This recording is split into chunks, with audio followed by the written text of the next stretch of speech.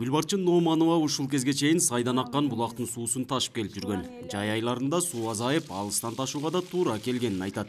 Мындай түйшүктү көп жылдардан бери тартып, астанасынан суу чыкканына аз эле убакыт болгон. Мына алдынан аракка келет эди. Жок болсо ошо көлдүн булактын көзүнөн ташыйт эдик. Өзүбүзгө болсо малга жок. Эгиндерибиз туруп, эккен эгиндерибиз эгилген жерде калат деп чыкпайт. Мына Кудайга шүгүр. Бул таза суу өзүбүзгө, эгиндерибизге, мындай эккен гүлдөрүбүзгө бардыгыбызга жетет. Жалпысынан элеттеги ар бир үйдүн короосуна таза суу киргизилген. Тоо арасындагы айыл болгонуна карабай, дөңсөөдөгү, чуңкурдагы үйлөрдөн да ичүүчү суу текши чыгып турат. Буга тургундардын кыш чилдесинде жапа-тырмак уюшкан иши себеп болгон. Күнү түнү дебей чилдеде карабай чыгардык да. Ноябрда баштап январга бүтүрдүк да. Январда 15-де сууду ачып бердик элге. 2 айда ичинде бүтүрдүк да.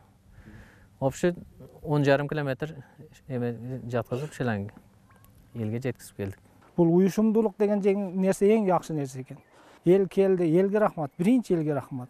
Эми айыл башчыларыбызга рахмат, өкмөтүбүзгө рахмат, айыл аксакалдарыбызга рахмат, жаштарды чакырды, келди, бардык уюшуп, ушул деңгээлге жеткиздик. Мына элибизде таза суу менен камсыз кылып алдык. Азыр бардыгы ошо эшигинин алдынан кран чыгып турат. Таза суу көйгөйүн чечүү үчүн жалпысынан 2 миллион сомдон ашуун каражат жумшалган. Анын 1,5 миллион сомго жакыны демөөрчүлөр тарабынан берилип, 600 000 сом айыл өкмөтү тарабынан каржыланган. Ал эми жумушчу күчүн жергиликтүү тургундар аткарышты. Долбоордо туруктуу иштегендер ун май менен камсыздалды. 42 киши тынымсыз бул жумуш менен алектенип турду.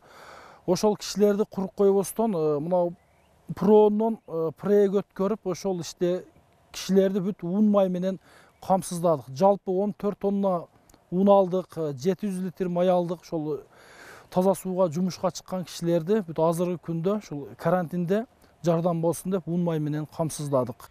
Кадамжай районунун Алга айыл өкмөтүндөгү 6 айыл тең таза суу менен камсыз болгон. Облус боюнча 191 айыл болсо, бүгүнкү күндө 162 айылы ичүүчү суу менен камсыздалган.